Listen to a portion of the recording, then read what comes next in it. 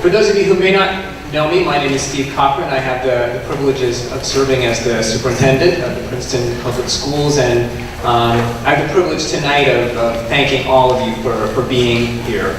I see some individuals who've been at multiple board meetings. I see some new faces, and it's exciting for me and for the students in our schools to know that we have a community that cares so much about the schools and the impact that this referendum will have on them.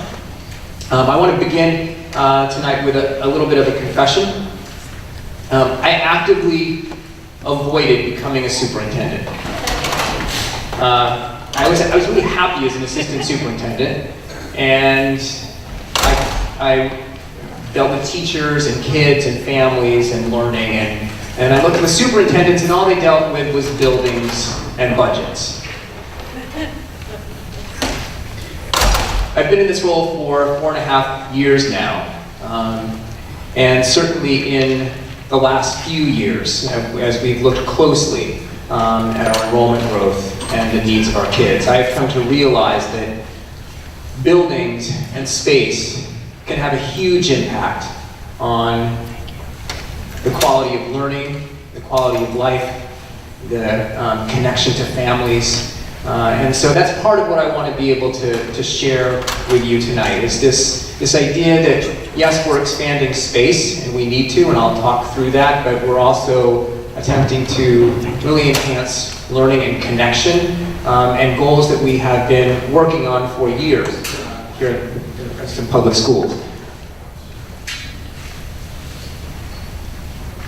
Let's see if I can get this through.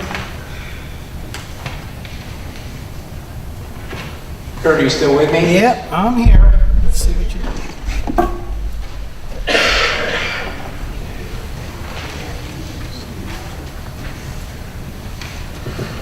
thought it was moving just a moment ago. I can do it manually, I guess. But just do everything that will work. So, when I first came in 2014, it was a year later in 2015, we developed our strategic planning goals. Goals around wellness, every child known, closing the achievement gap, innovation in teaching and learning, communication, connectedness. As we walk through the referendum plan today, I want you to sort of look at the pieces of it through this lens. When we talk about well-lit spaces and air circulation and the ability of our kids to have places to play and to practice, to have access to nutrition and water. That's wellness. When we talk about innovative ways of teaching and learning in the new spaces that we're hoping to provide for our students, we're looking at innovation. So there is a sheet, a green sheet that I think some of you have, that actually ties the components of the referendum to the strategic planning goals, but I wanted to make sure that you were considering that as we move through the presentation tonight.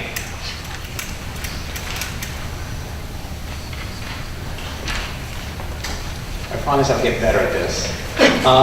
So very quickly, we'll talk tonight about the need, the vision we have and for the referendum, and we'll dive more deeply than we have in past presentations into the investment, what it means in terms of investment in our children, our buildings, the infrastructure, but also what those costs would be. And as we're talking about need, it's not just capacity. Capacity is a driving force of the referendum, but there are other needs that we, as a public school, need a referendum to be able to address. Our operating budget is limited. It's on an annual basis, just to focus on instructional needs. And so the referendum is the opportunity we have to address some other things, such as safety and security, which I think all of us would recognize as a major issue for our schools nationwide. HVAC, today at the high school, Mr. Snyder, we had the air conditioning down, I think, in at least 14 classrooms, and in your main office and the guidance office. Students were taking exams in rooms that were probably 90 degrees or more. That's not what we want for our kids. So HVAC is a big one, athletic needs, and then we have a number of other needs that we want to be able to talk to you about today. So this is a slide that I've shown before. It takes a look at our enrollment growth. Kurt, if you have that pointer, I could probably use the light, even if it won't advance the Well, the slides. problem is the battery, I'll explain later, the battery was a little messed up. I'm trying to fix the remote. Okay, I'm sure we have money in the budget for some batteries. I came in 2013. When I first arrived here, we had 3,400 students. So in the last 4.5 years, 5 years, we have risen by about 370 kids, 40 kids, so about 10% in the last 5 years. Those are the blue lines. The red lines are our projections moving forward. We're projected to go up by another 10% in the next 5 years and another 10% in the extended period 10 years out. So we are looking at numerically between 700 and 800 more students coming to the Princeton Public Schools over the course of the next 10 years, and we have to provide for them. So at the elementary level, we are at or over capacity at all of our elementary schools. The capacity is at 1424 for all 4 elementary schools. We're at 1430, and you can see the orange line was the sort of the projection if all of the affordable housing, all 1,500 of the affordable housing units were part of the settlement. The green bars were the projection based just on the those permitted housing developments that were already in the system. We ended up pretty much right in the middle with the settlement, so you can think about that as you look at the other slides as well. So that's the elementary school. The middle school has a more pressing problem with capacity. So we are currently about 100 students over the educational capacity. Educational capacity is 626. For this building we're in right now, we're at 727. And you can see with those red bars where the lines are going. So in 2 years, in 2020, we're going to be at over 850 adolescents in this space. It's designed for about 626. And then it goes up from there. So another 2 years out, and we're over 900. And if we keep going, we're looking at estimates, again, between the orange line and the green bar, they're going to put us at 1,000 or more students in this building.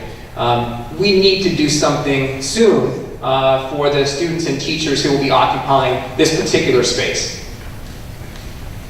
And then at the high school capacity is at 1423, that's the purple line. We're about 200 students over capacity currently at the high school. We'll talk a little bit more about what that looks like, feels like. You can see that those numbers stay flat for a few years and then they shoot up as those students from the elementary and middle schools come through. We are looking at 2027 projections right around 1,900 for our high school.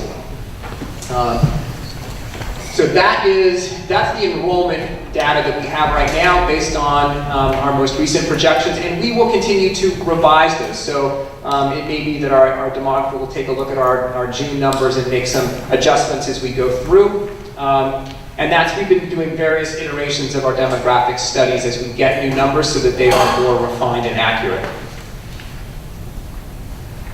Putting aside all the bar charts, this is what it looks like in the hallways at Princeton High School during passing time. There are a lot of kids. When we talk about hallways being congested and dark, this is what it looks like and feels like as our students move through those hallways.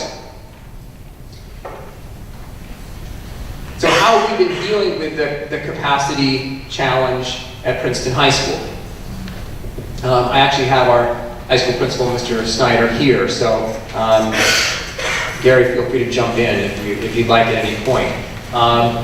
We've done a number of things to try and accommodate the teaching that we want to have happen at the high school. We have moved teachers out of offices that were in the building using classroom space. We've placed them in trailers, and then we've recaptured those classrooms for instruction. We have taken large rooms which we love to have at the high school, where we can bring multiple classes together for a presentation. We've divided those into smaller spaces so that we can have more classrooms scheduled.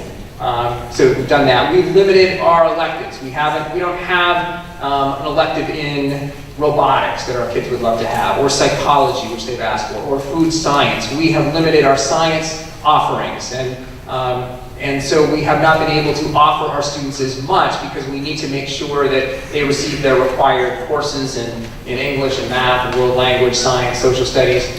So we've had to limit electives is one way that we've adjusted to being over capacity. We also have scheduled our classes way beyond the industry standard. So this gets a little technical, but it's important for people to understand how high schools operate. They're a different kind of animal. And so when we talk about scheduling, if you were scheduling, we have 8 periods in a day. And if we were to schedule at 100% capacity, we would have every room scheduled every period. All right? The industry standard is 75% scheduling. So, any room would be scheduled 6 periods out of the day, would be about 75%. We're at 93%. What does that mean? It means if I'm a teacher, I teach 5 periods. I get a lunch, I get a prep period, I have time to meet with kids, I have time to do some lesson planning. Except I don't really, because now I'm having to prep for my lesson as the kids are coming in, because I wasn't able to be in my classroom. I can't greet them at the door in the way that I wish that I could to really get to know them, because I'm coming in at the same time that they're coming in. So it does become an issue. We can still try and get the teaching done, but there's a price we pay in terms of the human connection and the quality of the preparation that our teachers are able to do, and the connection that they have with our kids. Other issues in terms of what our high school experience is, and you'll see this in some of the pictures we have, and I would welcome you to talk to some of our high school students. Air quality, not a lot of daylight, poor circulation as you move through the building, and we'll try and show this with some of the slides a little bit later on. We have students who have, the cafeteria is hard to get to. It's down in the lower level. Students have just preferred to sit on the floor and eat. And they've become accustomed to that. That's not what I ultimately want for our kids, is to be sitting on a hallway floor and eating.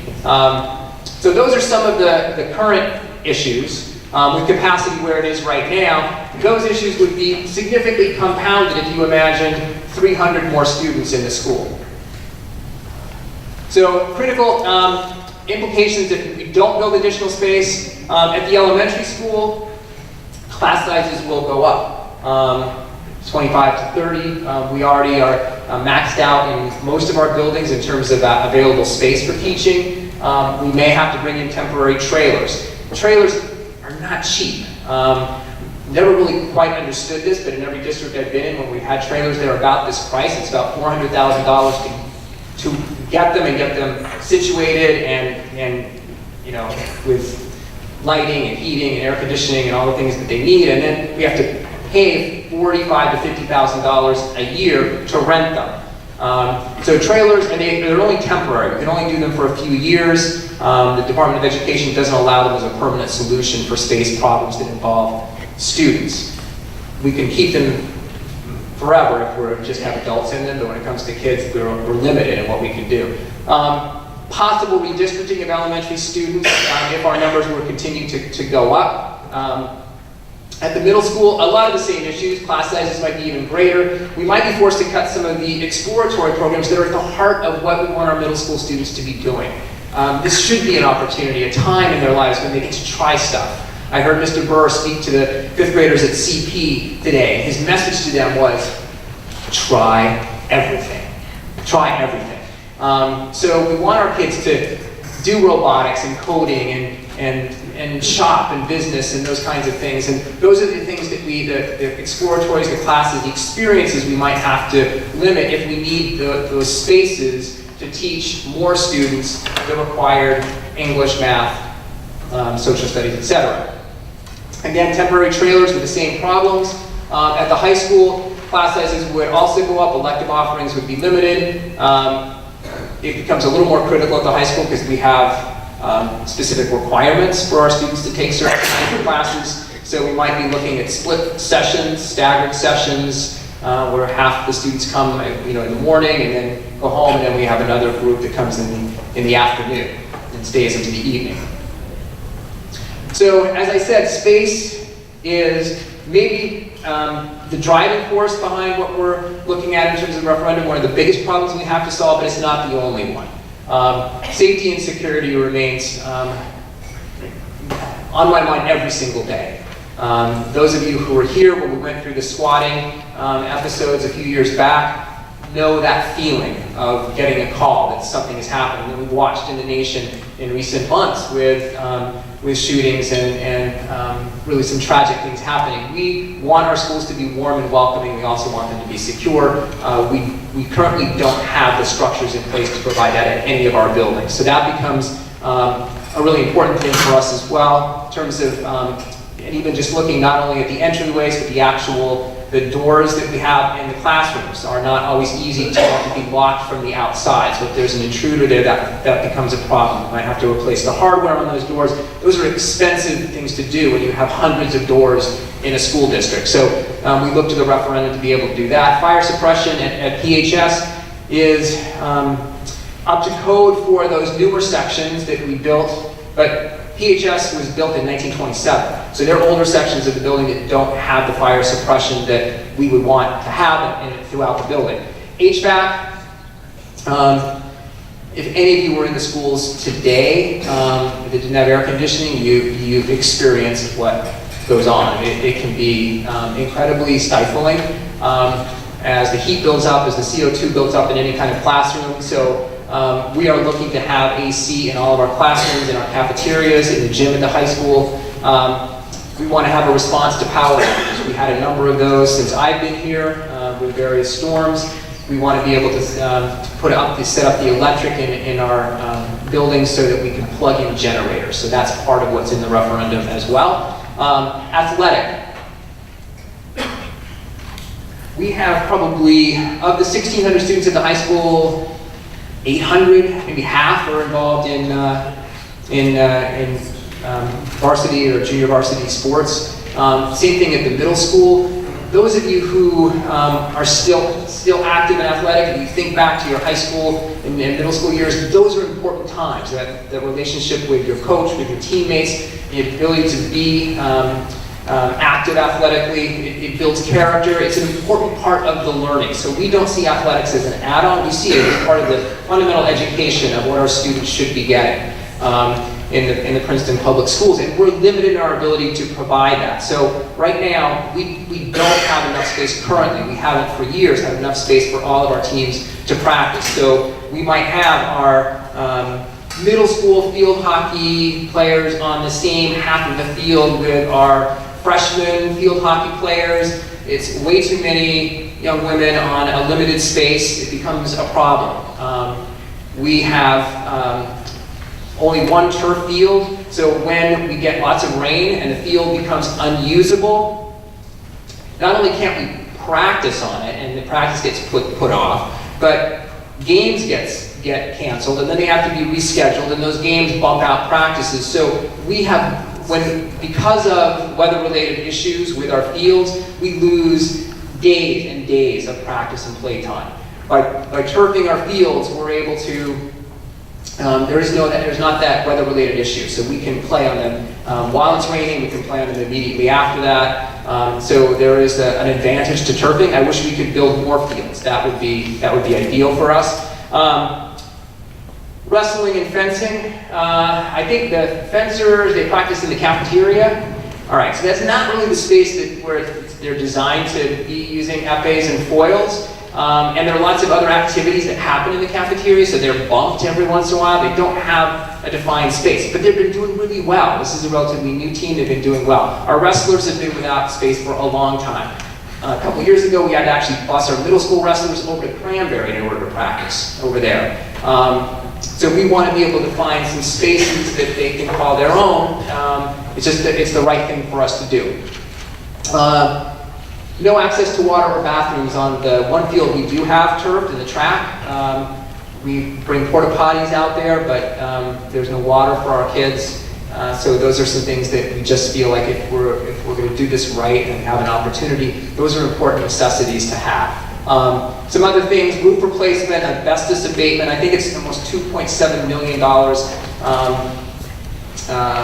in asbestos abatement at the high school. So those are important things that we want to be able to do for the safety of our kids. So what is the vision? We want to expand the capacity of the high school. We want to create this 5-6 school, and I'll talk to you about the reason behind that. On the same site where the Valley Road Board Office is right now.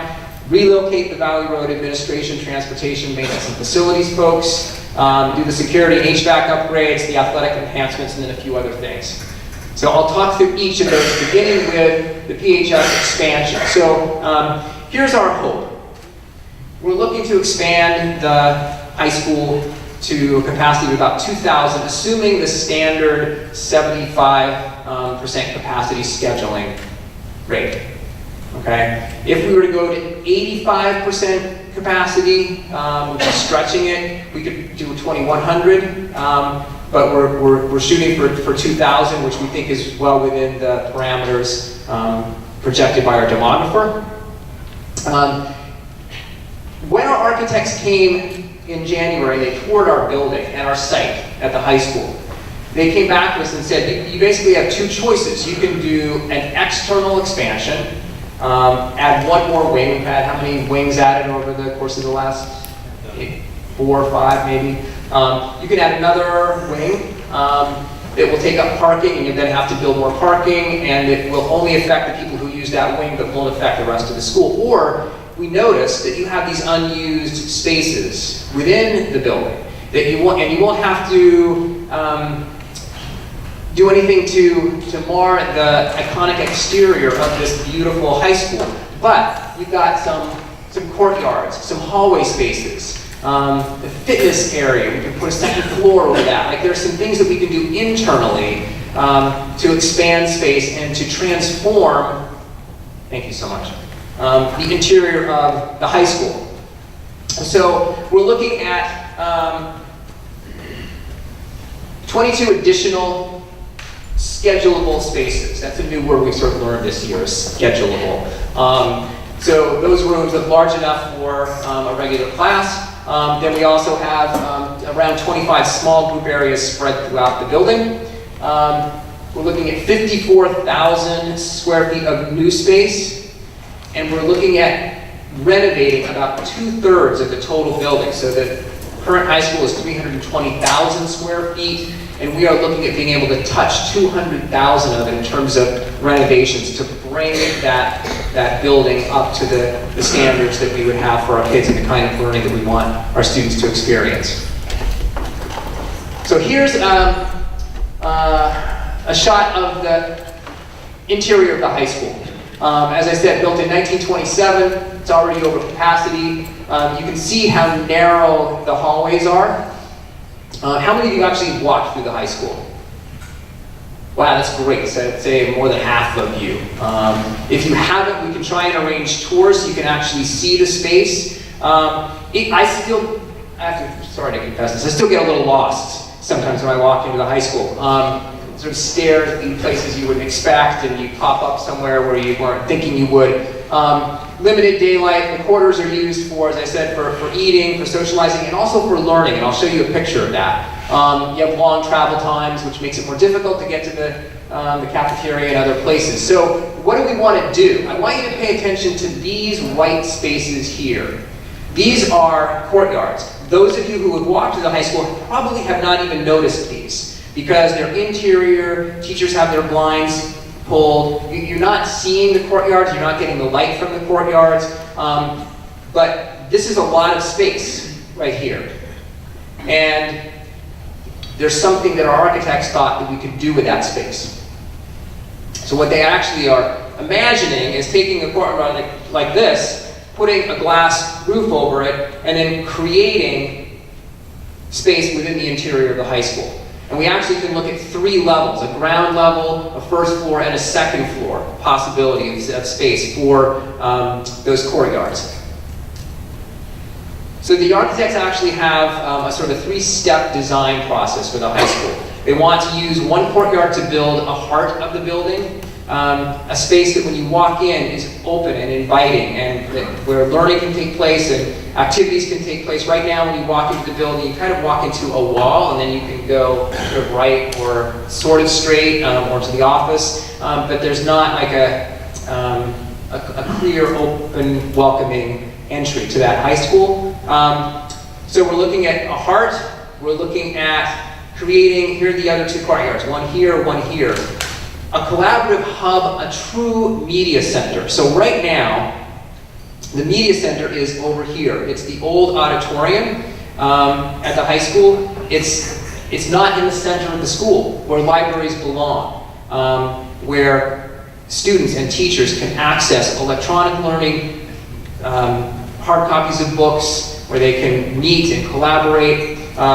We're looking to create a collaborative hub using the courtyard here and the courtyard here, and we're looking then to create flexible learning zones where a lot of the teaching and learning will happen. And those flexible learning zones are designed to be sort of small learning communities. So even as we are growing the high school, we're focused back to that mission statement, back to those strategic planning goals of community and connectedness. How can we take 1,600, 1,700, 1,800, 1,900 individuals moving through the high school and connect them into groups? And so that's what these flexible learning zones are designed to do. You might have distributed dining there.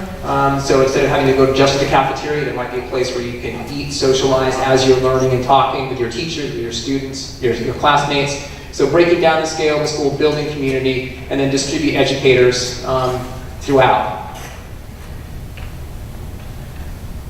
So this is the tower entrance, secure here, entryway here, and then you come into the heart of the building. And you have couches here and other things that may be places where parents can wait for students, seminar rooms, these gathering stairs here for presentation area. This is all courtyard space. This is the gathering area for the presentation. It's not a concept that is unusual in architectural design for schools around the world. So here's an example of it in a school in Columbus, Ohio. It's a very common feature that works really well. Our teachers are eager to have spaces like this where they can bring together multiple classes for presentations and performances.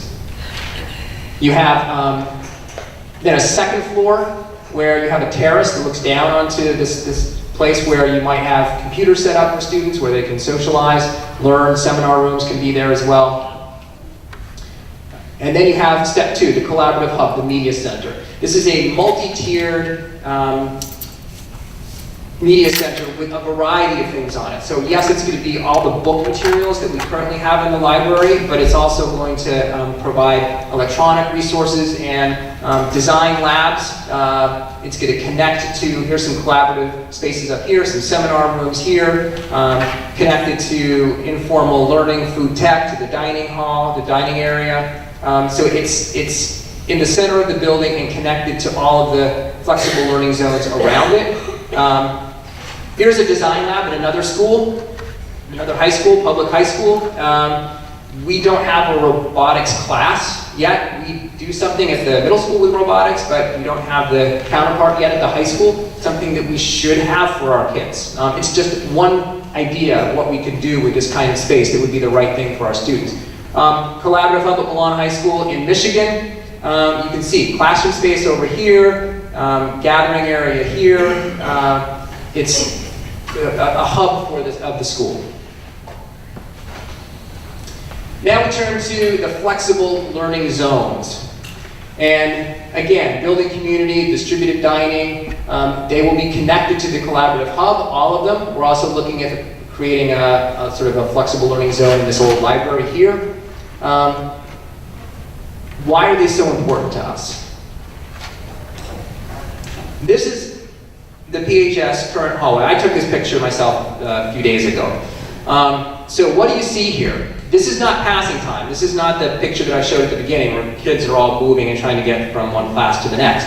This is actually during teaching time. And you have kids out here in the hallway all learning. These are all collaborative groups of kids who are meeting on the floor in the hallway because there's not enough space in their classroom. So the teacher might have given a brief lecture in English and social studies, and then said, okay, I want you to get into groups and create a drawing that represents what we just talked about. And so the kids are moving to spaces where they can do that, but the only place they can move is into the hallway. So now I want to show you another high school, public high school. Same thing. Here's a classroom. Here are kids in the hallway, doing collaborative learning. The teacher now has a glass door. They can actually see into the hallway, so they can supervise students as they're out there. And we take advantage of this space, the hallway space, as learning space.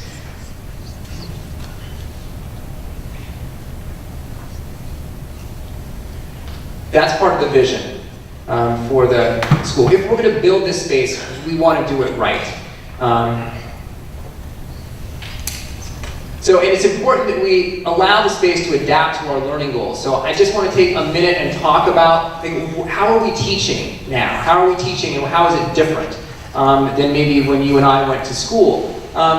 We're focused on not just having students be recipients of knowledge, but creators of knowledge.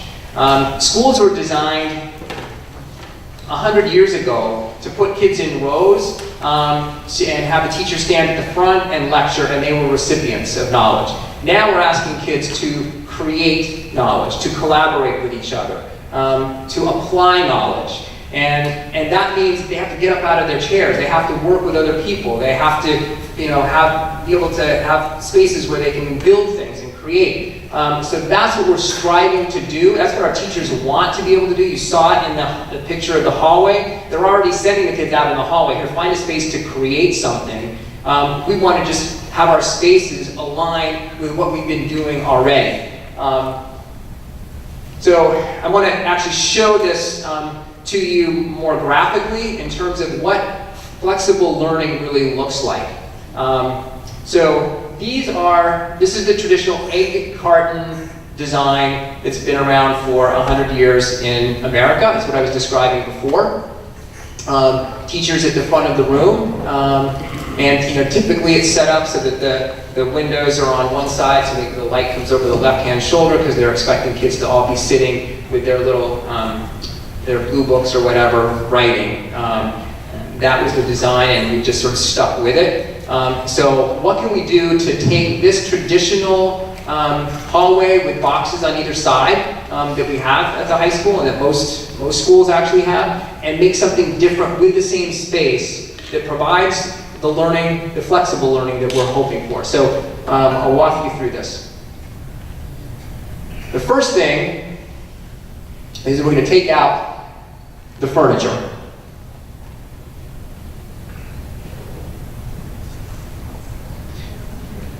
And now we're going to take down the non-supporting walls.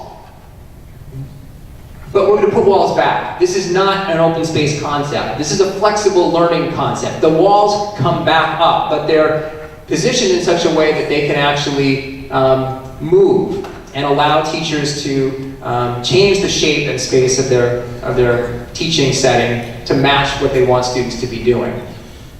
Furniture can move, is flexible, is comfortable. And this, by the way, is not a new idea. Colleges are doing this now. Every cutting-edge business is thinking the same way. So now we drill down into this learning zone, and you see the wall, with a touch of a button, can move. And now I have two classes that can come together for something. And then I have a garage door over here that can go up. And now I can have kids in the hallway working on something, but I can still see them as a teacher. I can still supervise them. So we're taking a lot of the same space that we have already. When we talk about renovating, this is the kind of shift we're doing to create spaces that align with the way our teachers are teaching and our students are learning. Fielding Air International is one of the two firms that we're working with. Fielding Air is, focuses on 21st century learning. They have done schools all over the world. Scott Downey represents Spiesel, our other architectural firm, and he's here tonight to help answer questions as well about the design. So I stole this slide from Mr. Snyder. He did a presentation the other day and really talked about the work that's been going on at the high school, because it's really important to know that we've begun this work years ago. The space is the last piece to help lift and transform the learning that's happening already at Princeton High School. So for the last few years, there's been a focus on in curriculum instruction and assessment. There's a CIA team, curriculum instruction assessment team that Mr. Snyder has, and they're looking at problem-based learning, hands-on learning, not just your typical multiple choice short answer kind of midterm or final, but ways that kids can really demonstrate understanding by taking a concept and applying it in a new and novel way. That's the work that's been going on for several years now, and some of our teachers are been doing it for even longer. Next year, we are changing the schedule. We are, instead of having 8 43-minute periods, we will have at least 2 days out of a 6-day cycle where we'll have a block of time, double periods, so students will have just 4 classes that they go to. It'll be a double period. They'll be able to go into greater depth, which is something our teachers and our students have been asking for. We want to go into greater depth with our learning. We want to talk about issues in the world and in the books we're reading. We want to be able to really finish those science experiments that didn't work out right and figure out why and reflect with our teacher. So that's the kind of schedule change that we're going to be putting in place for next year. And the space is the last piece. How do we create space that aligns with the way we're teaching and the way that we're using time? And so that's part of the vision. And there's a curriculum instruction assessment team. There is a bell schedule team that's been looking at changing the use of time. And then for the last year or so, we've had a design team, a physical design team that's been looking at the space. There's some overlap. Mr. Snyder sits on all of those. But it's by changing in areas in all 3, that's how we make a difference. And I really want to applaud Mr. Snyder for his really intentional leadership in this way. And Gary, I don't know if you want to say anything about what your teachers are thinking in terms of where the referendum is going and the way that the space can be used by them. Sure. Sure.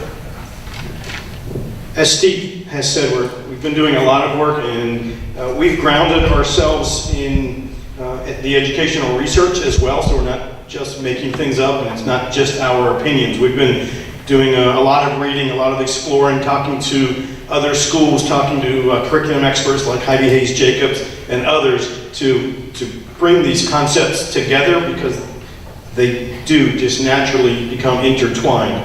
And I would say overall the faculty has been energized and engaged in the process, and even without this spring, the second semester, our time hasn't changed yet and our space hasn't changed yet, but teachers have really been reaching out and doing some things differently. We're really interested in doing more multidisciplinary work. So some of that space that we're looking at, it's hard to do interdisciplinary, multidisciplinary space when we're each in an individual classroom, right? So if there was an arrangement, a space arrangement that was different, that would help in some of those areas as well. So folks are excited, they're engaged in the learning and what this could mean.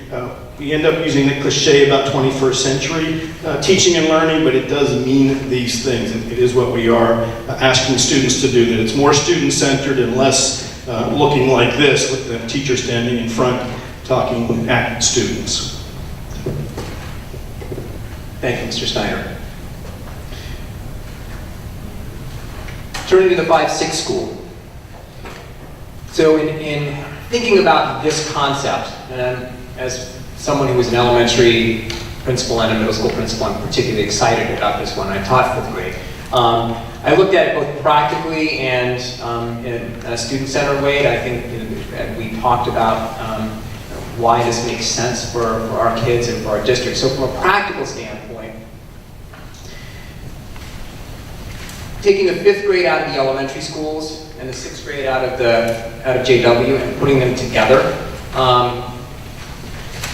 allows us to free up space at all 4 elementary schools and to free up space here at JW without really having to change anything to these buildings. We are going to touch every single building, but from a capacity standpoint, it's a whole lot more cost effective to focus on building one building as opposed to trying to build additions onto 5. So from a very practical standpoint, the 5-6 is an elegant solution. It maintains our neighborhood schools. So if we went with another concept, we might have to build a 5th elementary school and then figure out how to move kids from their current neighborhoods to a 5th elementary school. It also allows some staffing efficiencies. So by we have probably, let's call it 12, 13, 5th grades. By having them all in one building, I gain some efficiencies. So this is actually, again, when it comes to understanding school finance, and it's important that people have these nuances. So if I'm at an elementary school and I have a 5th grade, I have 50 kids in my 5th grade, I can get by with 2 sections of 25. Then I have one more student come. Now I'm at 26 and 25, but 26 is too many. So now I'm faced with, I have to create a 3rd section. I have to hire another teacher at 60,000 plus benefits, 80,000, 85,000. I have to hire another teacher.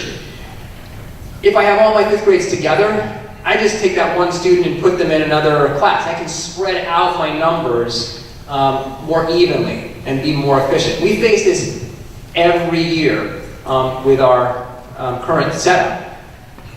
We love our neighborhood schools, but when people say, why is West Windsor more efficient in their per pupil cost? Why is Montgomery more efficient in their per pupil cost?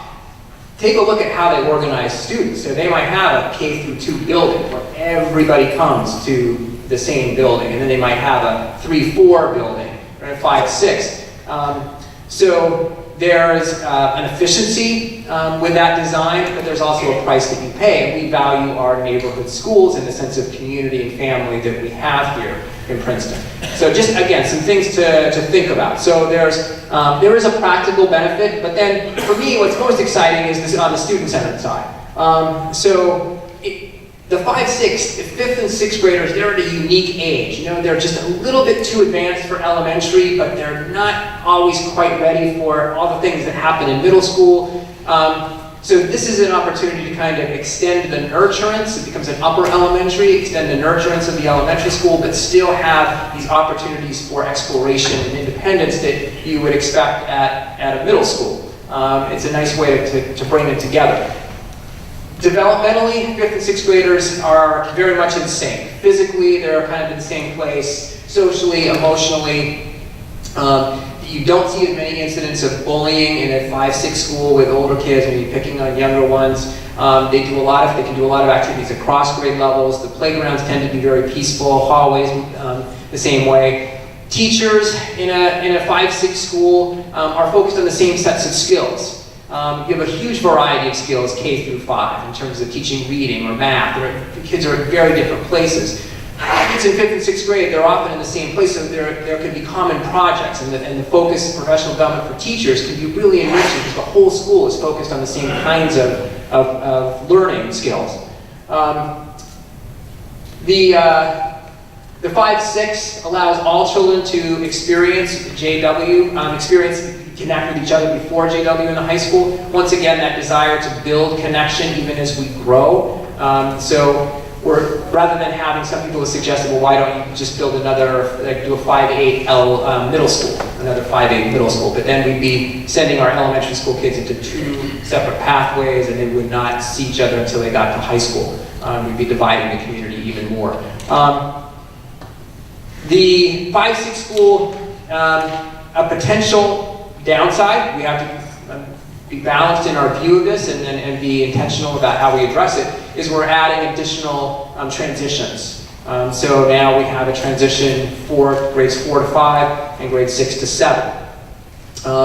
So it just means for us, in talking to others who have the 5-6 school and run it really well, that we become very intentional about those transitions. We make sure that the teachers of one grade are talking to the teachers of another grade, that the counselors in one school are talking to the counselors at the other school, that we allow, maybe there's a move up there where kids go and spend time in JW or the elementary school, the 4th graders come up and spend time at the 5-6 school. We can just be really conscious about the transitions. We're not the only school that's been doing it. Montgomery's had a 5-6 school in upper elementary for a dozen years. Here's some other districts that are doing it. South Brunswick regrets the day they got rid of theirs. And in talking to their assistant superintendent, you can see some of the quotes that she has here. Those years were nothing short of magical. So the 5-6 school is on the site of the Valley Road building. So this is where the Valley Road building is right here. This is the Valley Road field that will stay. And we are looking to honor the history of that building. And it has quite a history. It was one of the first integrated schools in the area in Princeton.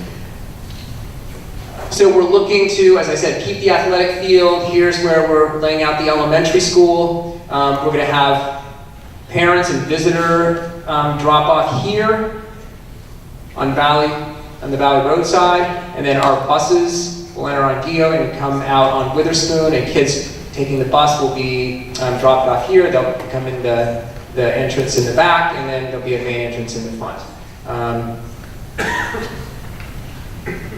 This is a current rendering. We have still to meet with the architects. They have multiple renderings that they're looking at for the elevation, but we wanted to give people a sense of what it could be. So this is the drop-off area, and off of Valley Road, this is the main entrance to the building. One elevation. We have others that we're looking at. And this is a layout of the first floor of the 5-6 school. So coming in this way into a secure foyer, there's a heart to the building with some gathering stairs that go up to a second floor. This is just the first floor. Again, you've got cafe space here that leads to outdoor dining, that leads to outdoor learning spaces. We're trying very hard to maintain that focus on gardens and sustainability. I'll talk about that in a second. Here are these FLZs, those are the flexible learning zones. Same concept as the high school. You might have 4 or 5 teachers together in a learning zone, and then there's also collaborative space for them to come together and do planning. Same thing at the high school. So one of the things that becomes difficult in teaching is that you're spending 6 hours a day within the 4 walls of your classroom, and you're not connecting with other people. If you want to do interdisciplinary planning, if you want your teacher of our special needs students to be make sure that those kids are fully integrated into the general ed classroom, you want to make sure teachers have time to connect. And so the space becomes really important. So we're designing spaces that allow those teachers to collaborate. All part of these FLZs are flexible learning zones. Makerspace is part of this. The library will be on the second floor. Music and art will be on the second floor. We'll have a welcoming area, a heart to the school, gathering stairs, similar concept to what you saw at the high school, just a little bit bigger because we'd be able to get pretty much the whole school on these stairs for performances, that kind of thing. As I mentioned, there's going to be a very clear focus on sustainability. So sustainability as we build it, the kinds of materials we're using. But we also want the building itself to become a learning laboratory for our kids. One of the most important things we can teach them is care of our planet, to be ethical and environmentally conscious. And so we're trying to use the building to do that.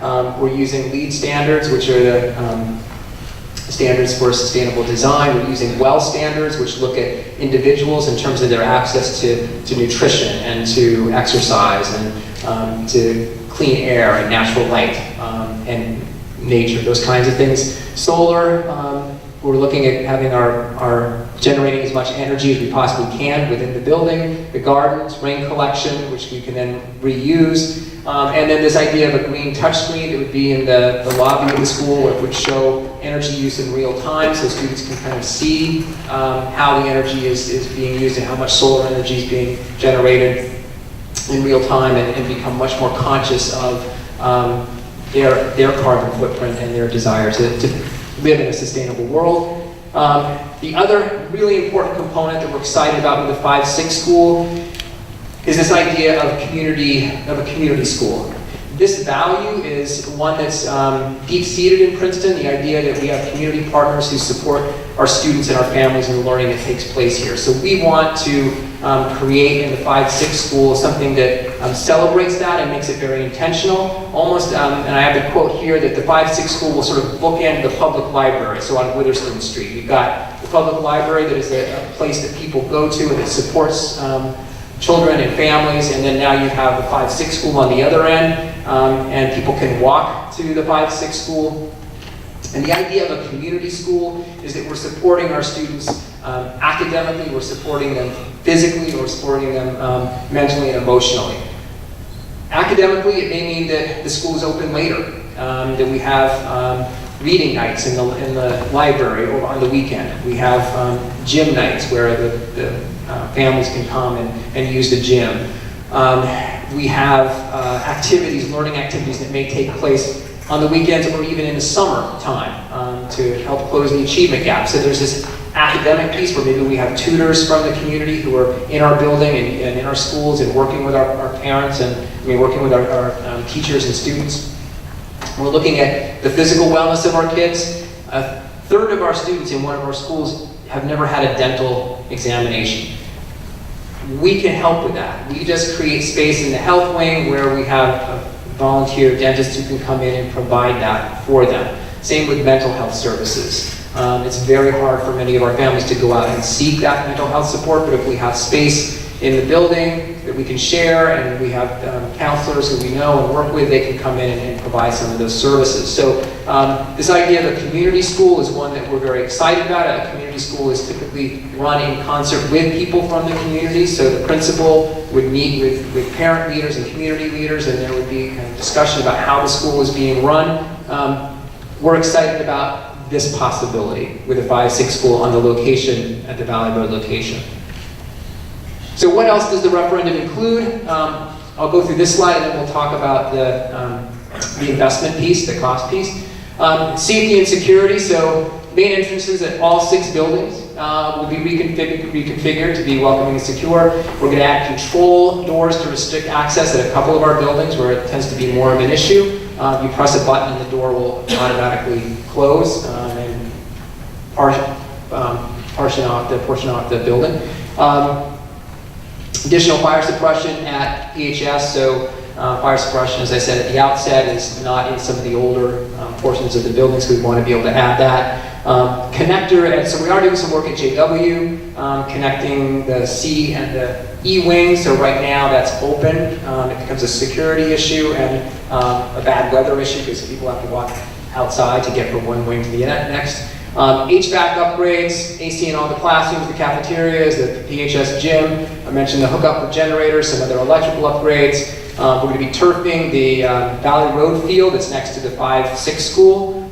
We'll get turfed, and the upper field at PHS will then have 3 turfed fields within the Princeton Public Schools. Putting a second floor over the fitness center at PHS, so it'll be sort of a half floor, and that will be space for wrestling and fencing and for other activities that can happen in that gym space. It's a 2-story space right now, so we'll just be taking a portion of that. Adding the concession stand, the bathrooms at the lower field and the track. Alternate space for Thanet Circle for all of us who are living at the Valley Road building now. I think I sent home something about that. I can go over it quickly, but I think most of you are up to speed on why that was perceived as a benefit for us.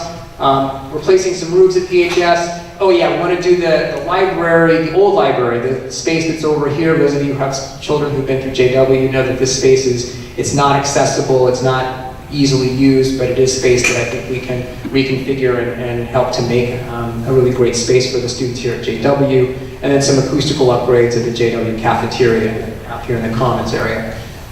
So, Thanet very quickly, this is just an aerial shot. This is the circle right here, Thanet Circle. This is the 15-acre property that we purchased. This is the shopping center right here, so it's just, this is Terhune Drive, just a few minutes north of the shopping center. Valley Road is down over here. So that's the piece of property. It's very close to all of our schools in the town. The other piece we had was on Harringtown Road, so it was on the outskirts of town. This is what the property looks like. There are two 55,000 square foot buildings, both 3 stories. We'll be occupying a couple floors of the first one, and then there's a tenant, currently a corporate tenant on the 3rd floor of one, and we actually will be getting rent from them, about $200,000 annually, which is a big help. So that's the piece of property we're excited to have acquired, 15 acres versus 3. And again, here's some of the benefits that I talked about. There's no need now to build onto the addition, to build up something under the front of JW and take up the front lawn with parking, which was part of the previous design. We, in Valley Road, was a Western Valley Road building, can move in immediately. So under the previous plan, we would have had to have rented space temporarily while the addition here at JW was built. That would have cost us $300,000 to $400,000, so we eliminate that cost. There's the possibility of athletic fields in the future. There's enough space for that. There's the possibility of a preschool, self-funding preschool, which was part of the original design idea we had in the referendum 2 years ago. We know that preschool is a really important educational offering for families, particularly when we're looking to close the achievement gap, which often exists even before kids start with us. So the idea would be to offer preschool to those families who are under-resourced economically and have those families who can afford it, pay for it, and then it would be self-funding. That's down the road. And then it's just helpful to have land as we know we're going to continue to grow. And decades from here now, 30, 40, 50 years, if there's a need for a new school, we at least have secured it now. So now we look at our investment in our students, in our schools as an infrastructure, home values. We'll talk about cost and assumptions, tax impact, operational cost. People have asked about that. We'll give you our best thinking at this point. Some of these things are going to be adjusted as we get more information, and then some next steps. So we're investing in our kids, we're investing in our buildings, we're investing in our homes. I was interested in this study from Morton 2010. Just talked about the benefit to home values of a successful referendum. So you can just take that information for what it's worth. It's a 45-page report. You're welcome to go through it. It may or may not have complete bearing on our situation here in Princeton. It was done out of California, but they did find that there was a 6% increase in home values for communities that passed the school referendum. Those dollars invested in schools made a difference. So taking a look at the costs, it's $129. We actually brought the price down about $270,000 with the purchase of the Thanet property. So we're still keeping the pencils sharp. And you can see that every school is touched in some way. All of our elementary schools are going to be getting something. High school, $56 million. The new school, 5-6 school, $39 million. And then you can see the cost for the fields and then for the administration. And then looking at the high school, breaking that down a little bit further. So you can see the courtyard infills, that the multi-levels of the courtyards. That's $19 million, but within that, Scott, what did we say? There are about, how many rooms? About 15 scheduled last. So there are, of the 22 classes, we have 15 that are in those spaces, as well as some small group study rooms as well. So the renovations, flexible learning zones, 12 million, other kind of physical plant renovations, 5 million, safety and security, fire suppression, the abatement, I guess I said 2.7, it's 2 million. So that's the breakdown by the high school.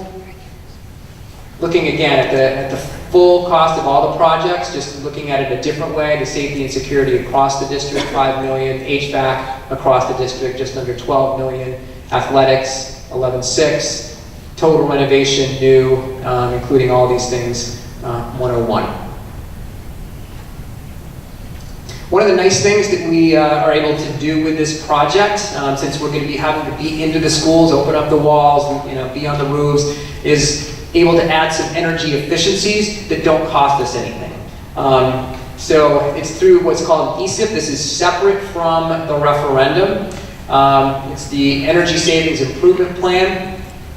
And it will allow us to add about $19.5 million of energy efficiencies to our facilities. And the way they do that, the state funds this, and they assume the cost savings that you're going to get each year, and that's how they help to pay for the investment over the course of 15 years. So we're looking at LED lighting at all of our elementary schools, JW, some areas of PHS, boilers, pumps, building controls at the elementary schools in JW, and then we have to replace some rooftop units.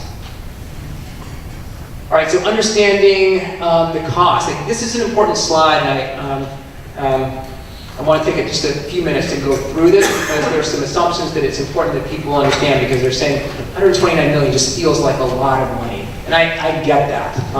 So let's talk about that, and I can answer questions as well. So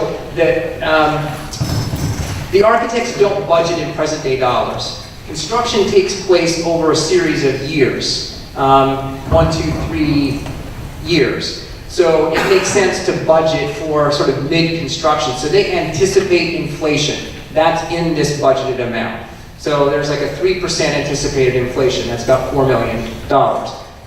We are, as a public institution, we are required by law to pay prevailing wage for labor. That is typically about 30% more than what one would get in private construction, either for a corporation or for a private home. We're required to do that, so that adds to the cost considerably when your labor is one of the biggest, as you know, one of the biggest elements of any project. Soft cost, this contingency in here. When you do a project at home, you probably are thinking, okay, I got an estimate from the contractor, it was $12,000 to do the bathroom, but he comes back and says that, well, you really need to move the toilet from this side of the room to this side of the room, and that's going to be an extra $1,000. And then you work that out, and you pay it or not. But when we're faced with those kinds of things, or if there's a problem that's uncovered, we can't go back out and say we want more money. We have to anticipate those problems, possibilities, changes in the amount that we asked for to begin with. So built into this 129 is about $16 million of contingencies, the what ifs. And that's just the smart in terms of the way we have to do things. You saw that furniture was an important part of the design. Furniture could come out of the operating budget, but we're looking at actually investing in quality, flexible furniture for the new school and for the high school. And so there's some of that funding that is in the referendum as well. Other important point, I want you to think about. In 2001, this community had a referendum of about $80 million. The present value of that 2001 referendum would be $115 million. And it's interesting to note the ratables there, those of you who pay attention to these kinds of things. So the ratables have almost doubled since 2001. So ratables of $3.5 billion in this community in 2001, up to $7.2 billion today. So that just means that the cost is spread out over a greater number of individuals or corporations. Now we're looking at tax impact, a couple of ways to look at this. So of the 129, we're looking at, in the first year, on an average assessed home of $837,000, we're looking at $295 above what you are currently paying.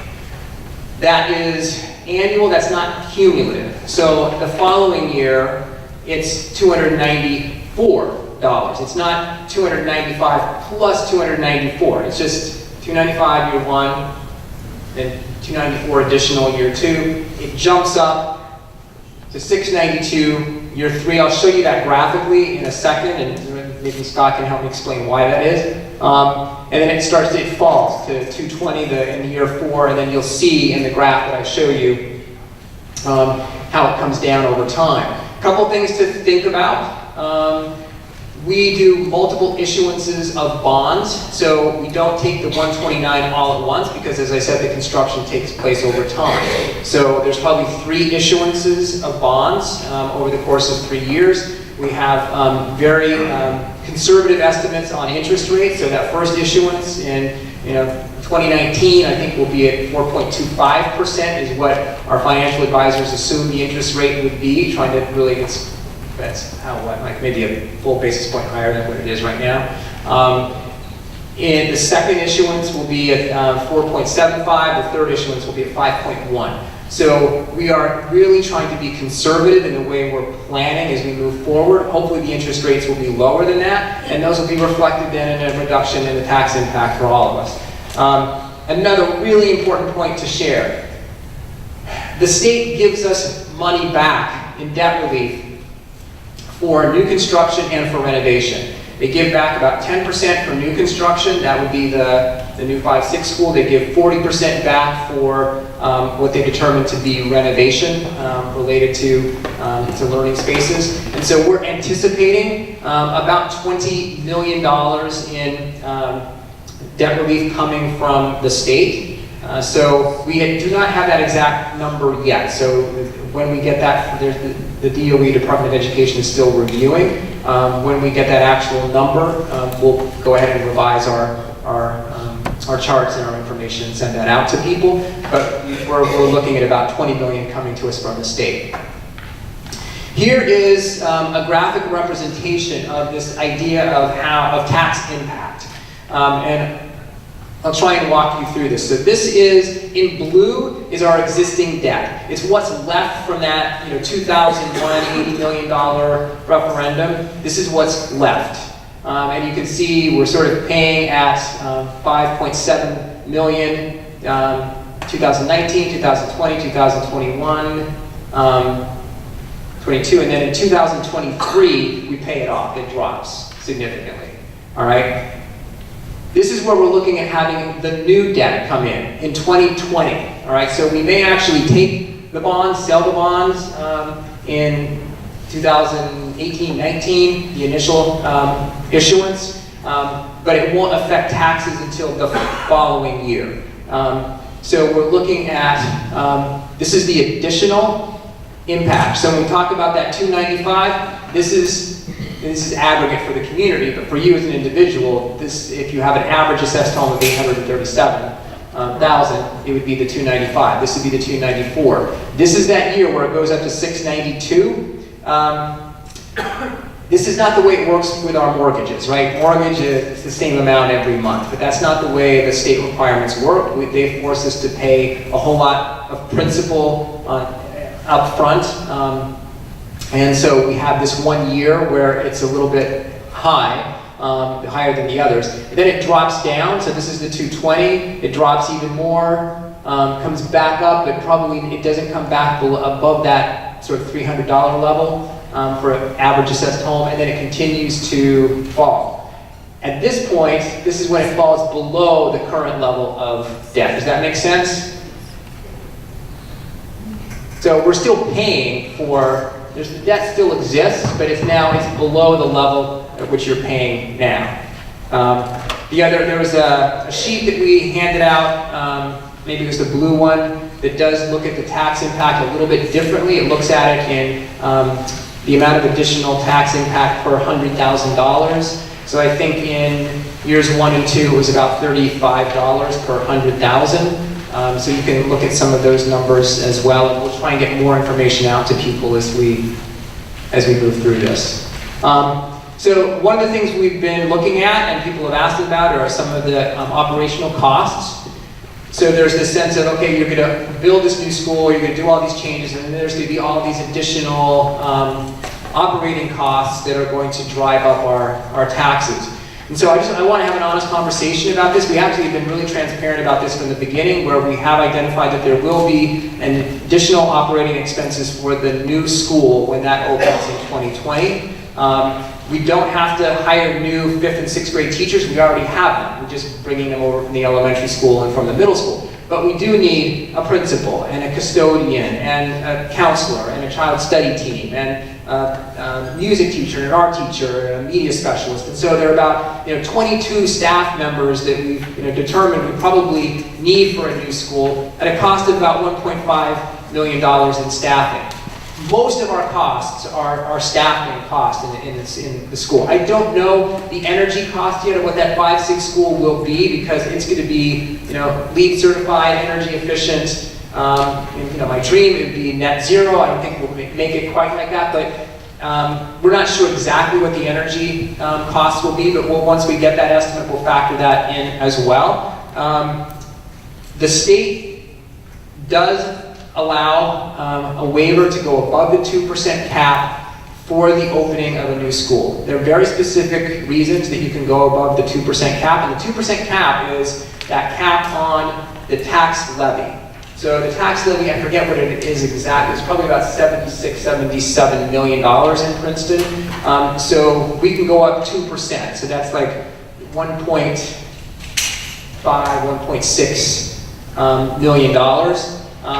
Every year we're allowed to do that for our operating budget. We can go above that for opening a new school. And the board is very conscious of trying to be fiscally conservative here and the impact that this will have, so we're trying to take all that into account.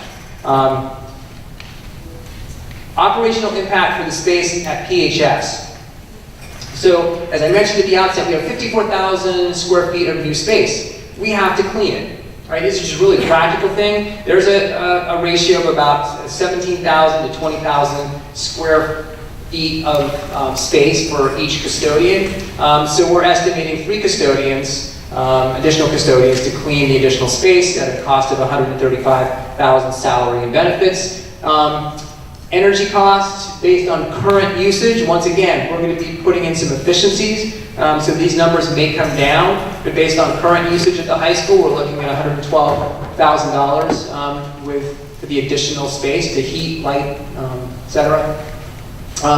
Very important, the cost of any additional teachers will be driven by enrollment, could be driven by programmatic choices that we make now that we have space, but it's got to be within the 2% cap. So there has been this concern expressed to me, which I just want to put at rest, that somehow we're going to build all this new space and then we're going to immediately fill it with teachers. And then we're going to push that cost out to the community. But that's not the way it works. We will build the new space, and then as enrollment dictates, we may have to hire new teachers, but we're required to stay within the 2% cap. So that $1.6 million that we, as part of the 2% for our budget, we have to stay within that. So we will be hiring new teachers gradually based on programmatic needs and enrollment, but there's not going to be a big spike in the staff as a result of opening the high school or expanding the high school. Does that make sense? All right. And then the cost for the Thanet property, I just put it out here because someone was going to ask. It's probably getting a little bit in the weeds, but currently it's $146,000 for them to put 110,000 square feet they have in those 2 buildings. Our cost for our 30,000 square feet at Valley Road is $89,000, so we won't have that cost anymore. The difference is $57,000. We have an offset currently of the tenants at Thanet of $200,000. Other financial next steps. We really want to continue to be as open and transparent as we can be with the community. We want to draw on the expertise we have in Princeton. So we are going to be pulling together a group of individuals to work with our financial advisors, to look at the numbers, to help us think the best ways to make this as economical as possible and to explain it to members of the public. So that's part of our work with this, with the Independent Citizens Group and with our financial advisors who are still waiting for information from the state regarding the debt service, the grants that we'll be receiving back. And we're going to continue this process of negotiating contributions from partners within the Princeton area to send students to the public schools. And in the timeline, our plans are currently at the DOE. They're reviewing them now. They should be finished next month. We are still in the design phase. I think we have a meeting, maybe tomorrow. I'm trying to think, Scott, with looking at the 5-6 school with our designing team, taking a look at the 5-6 school, at the interior as well as the elevations. We're going to continue to talk to you, to the members of the community. We're going to listen to the questions you have. We're going to try and answer them. We're going to try and put out as much information as we possibly can. The referendum vote currently October 2nd. Construction would begin. We would actually move out of Valley Road right away, and we could start working on that site. But the construction of the rest of the projects would begin in the spring, with an opening of the new school September 2020, and then a rolling completion at PHS. We're trying to do it in sections, focusing a lot on the summer months when there's not as many people in the building, and we're looking at a rolling completion from fall of 2019 to fall of 2023. Okay, this last quote is an important one. We talk a lot about buildings and space, and I sort of go back to where I started, that buildings and budgets are really about kids. And that's why I'm doing the work that I'm doing, and why I'm ready to answer questions that you may have. So thank you for your attention, and if there are questions, we'll...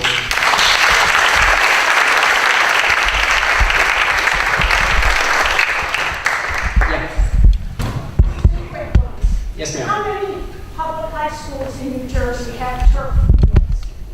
I don't know the answer to that, but a lot.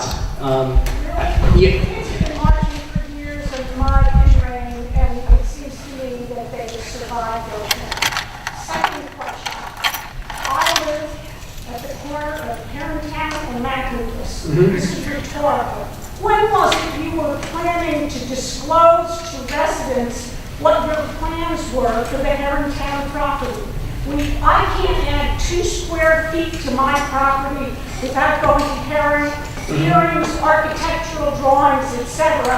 And I found out about this after you had bought Benet, and after it was no longer a deal.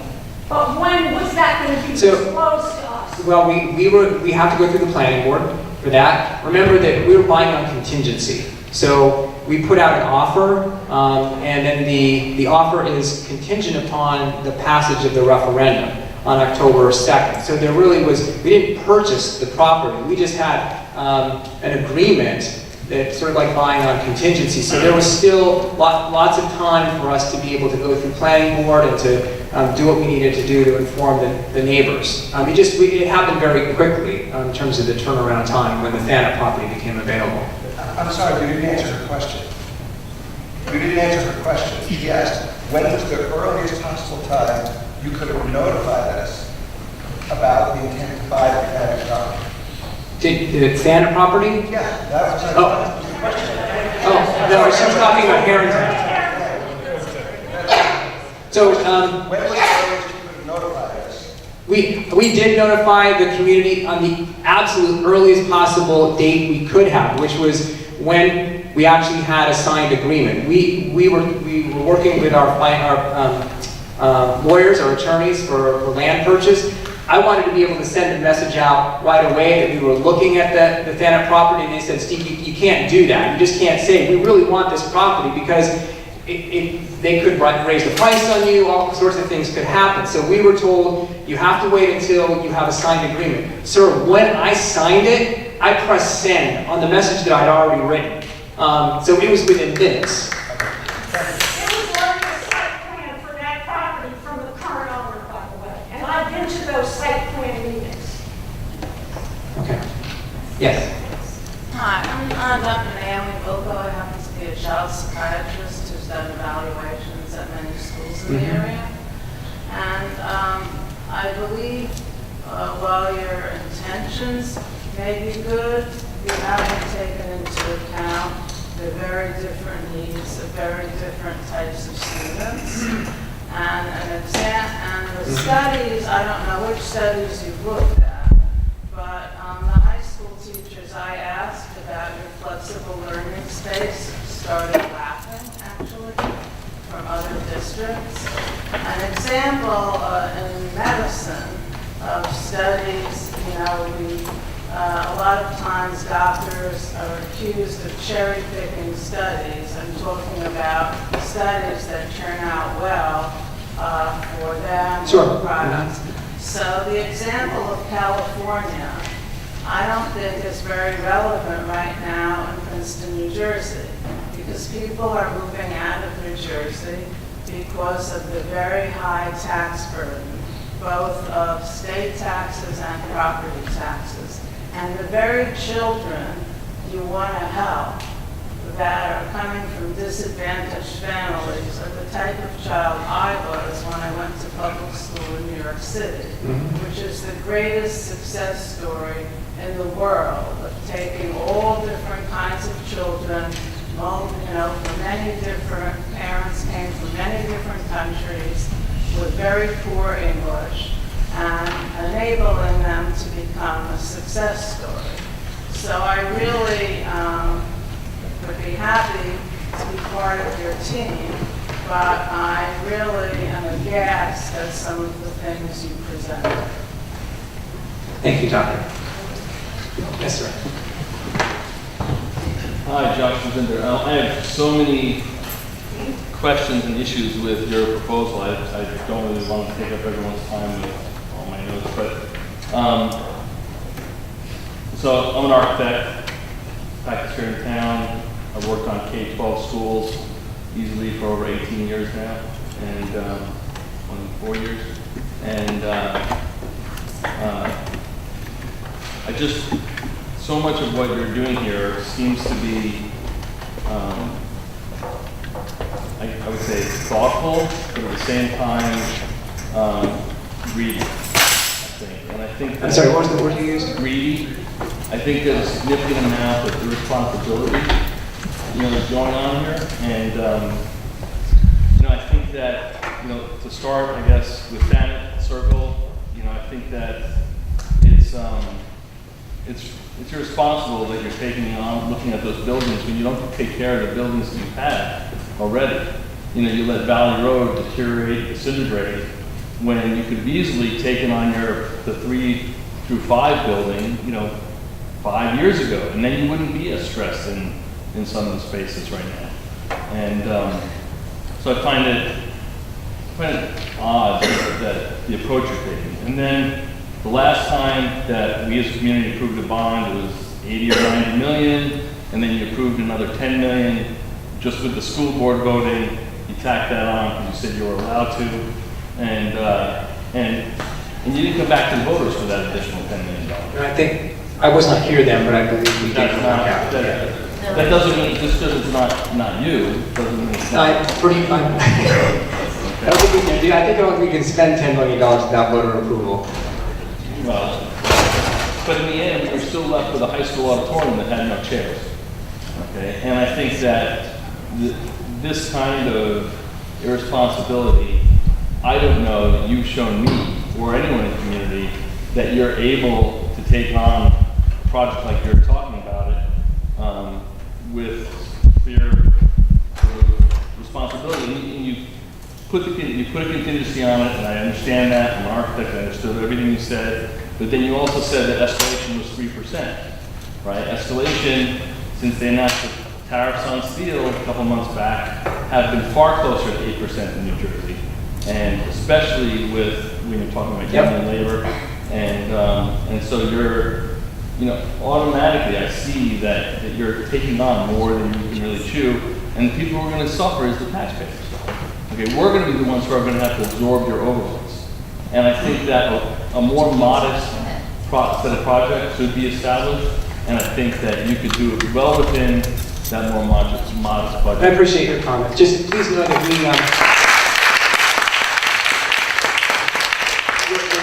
we're not allowed to go above the approved referendum amount. So if it's approved at 129.6, we're not allowed to say, steel prices have gone up and so we need to ask for more money. We're going to have to work in that budget. And I'm not blind to the fact that there's a potential trade war. It hasn't happened quite yet, but those are the things that we're looking at with our financial advisors. They're being very conservative in their estimate, and it's why we're looking at pulling together really talented people within the Princeton community to help guide us through that. So I'm not doing this management myself. There are a lot of smart people in Princeton, as you all know, and we're working together on this.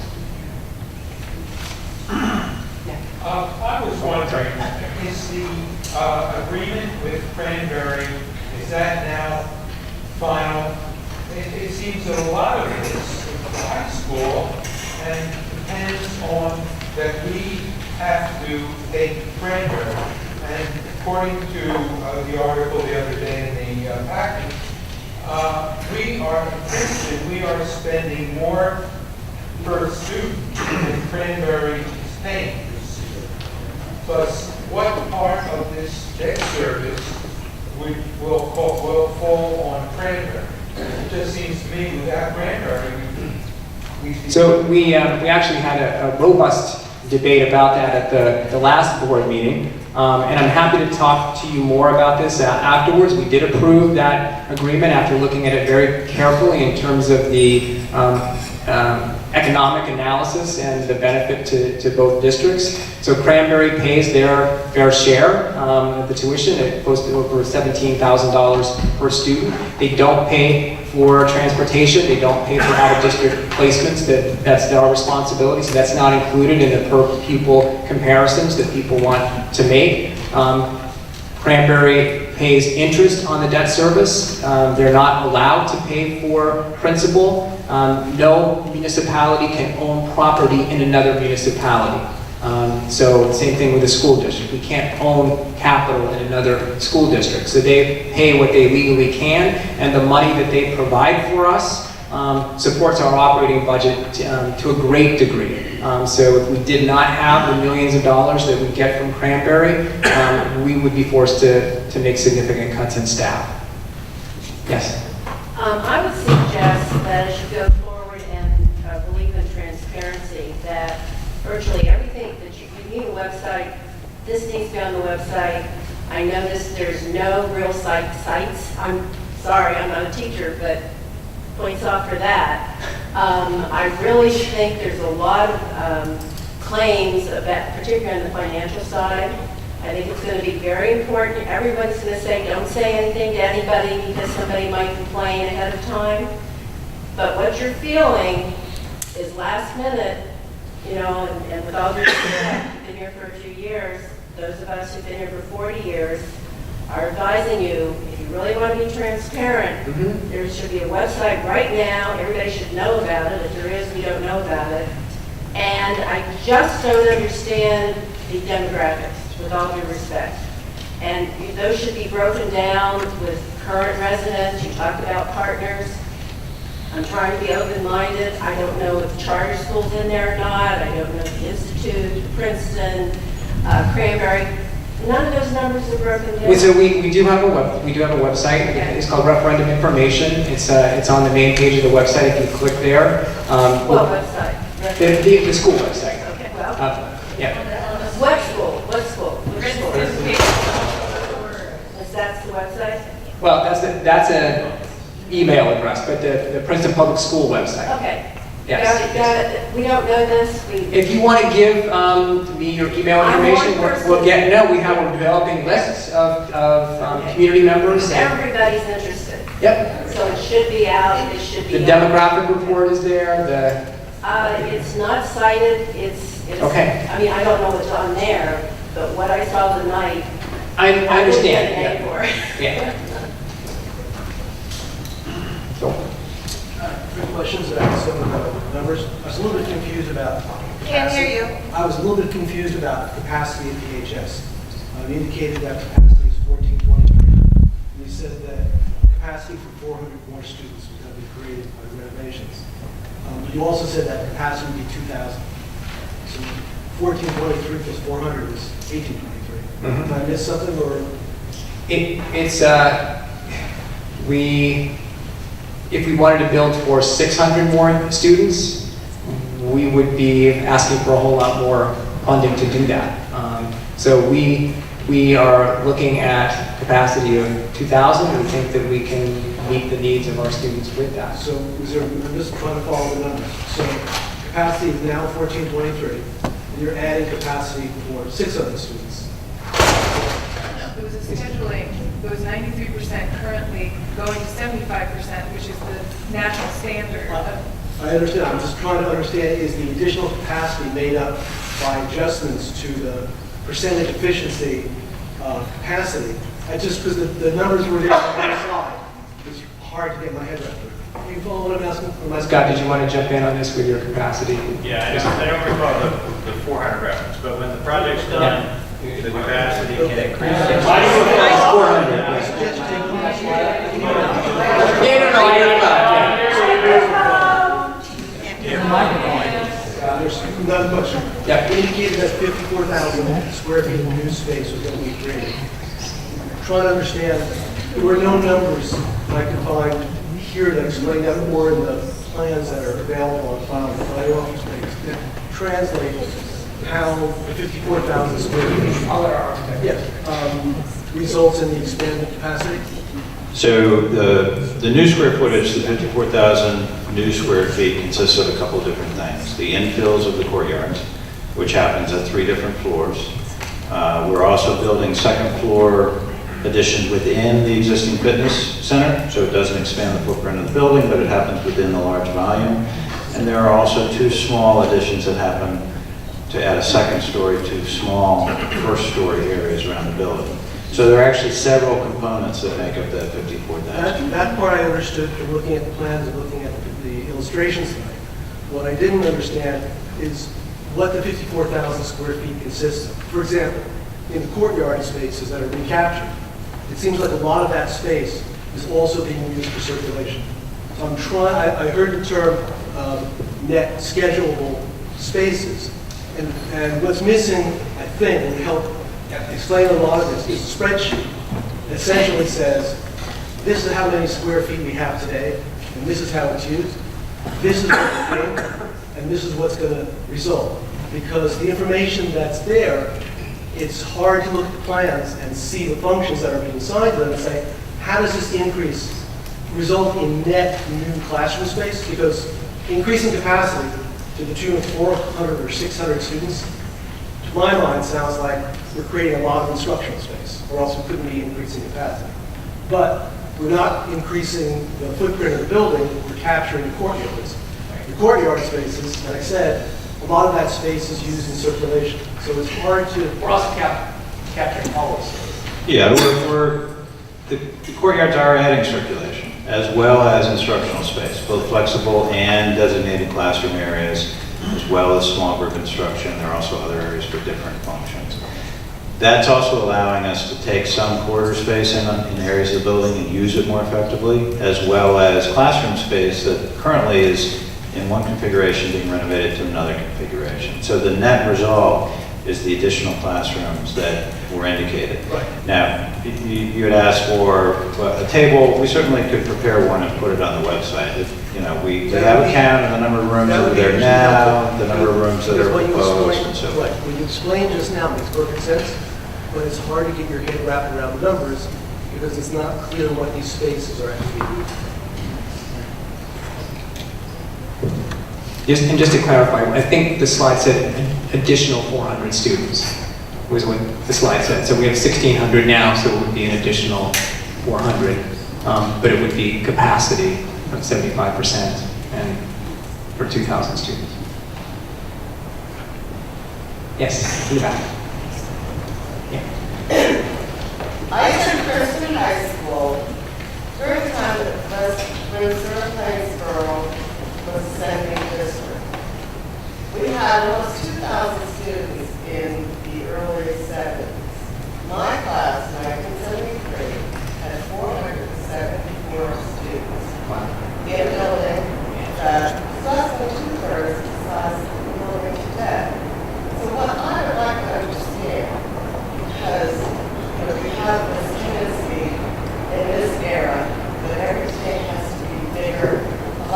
space, houses are McMansions, that we're not McMansioning the school simply because now we have 1,600 students in a neighborhood of 2,000, but they're actually, I don't understand what the unit or measurement is. Are we talking about the per square foot per student as a capacity measurement?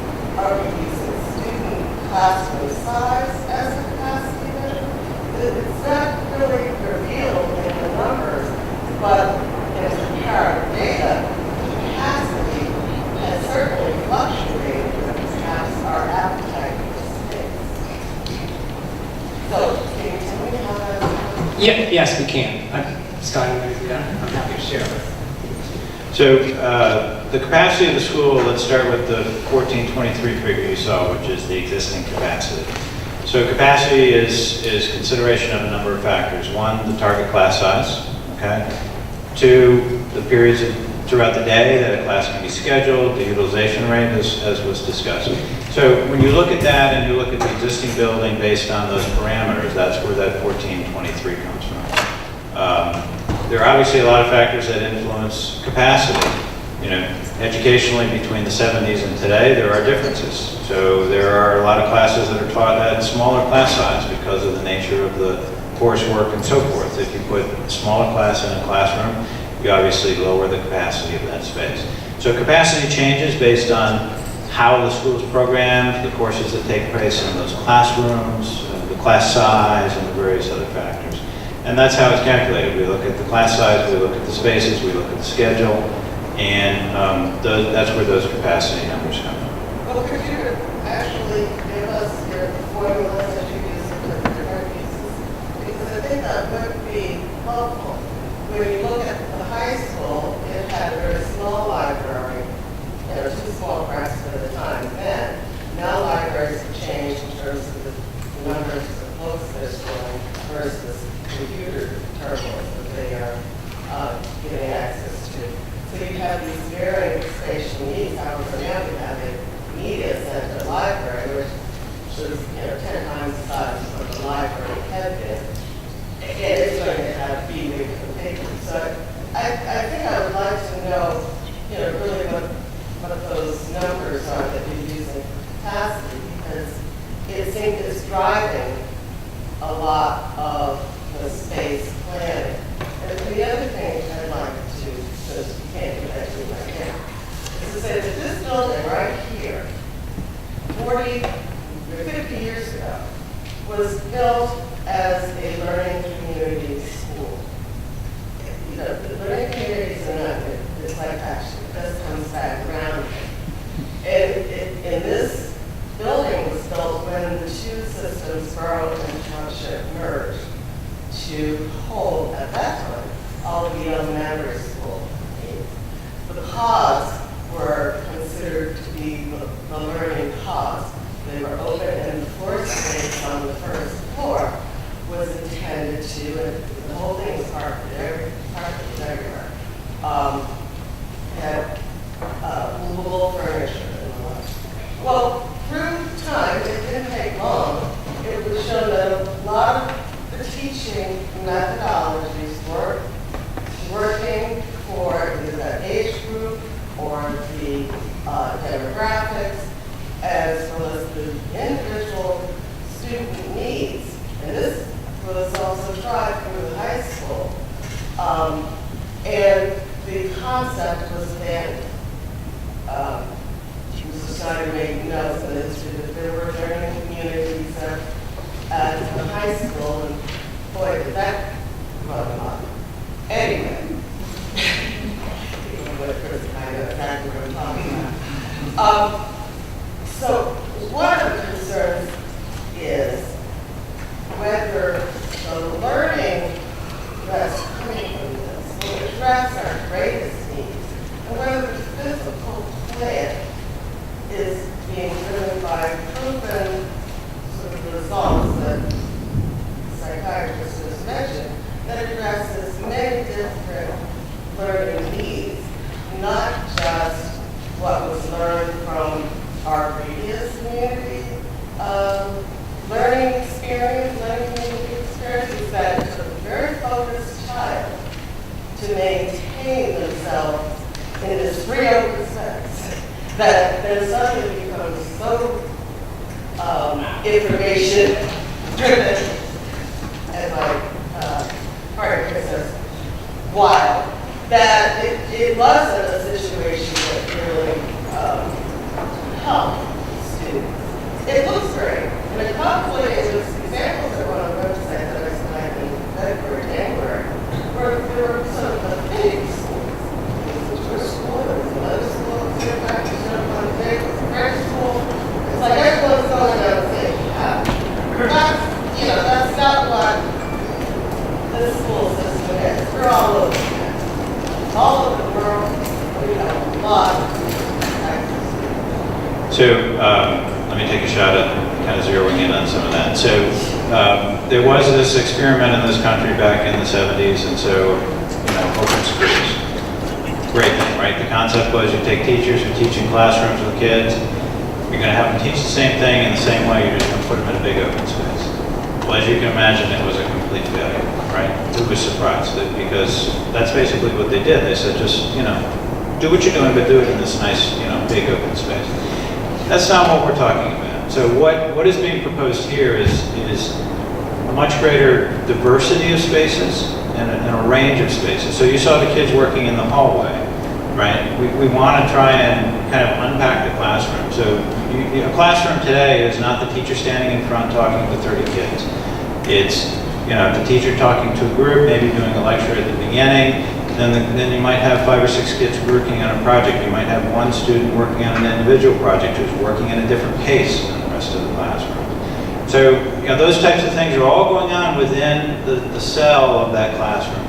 What we're really trying to do in this design is pull that apart a little bit and provide a nearby small group space where the breakout can happen in a way that is acoustically separated, but visually, maybe the teacher can see them through a glass wall and keep track of what they're doing.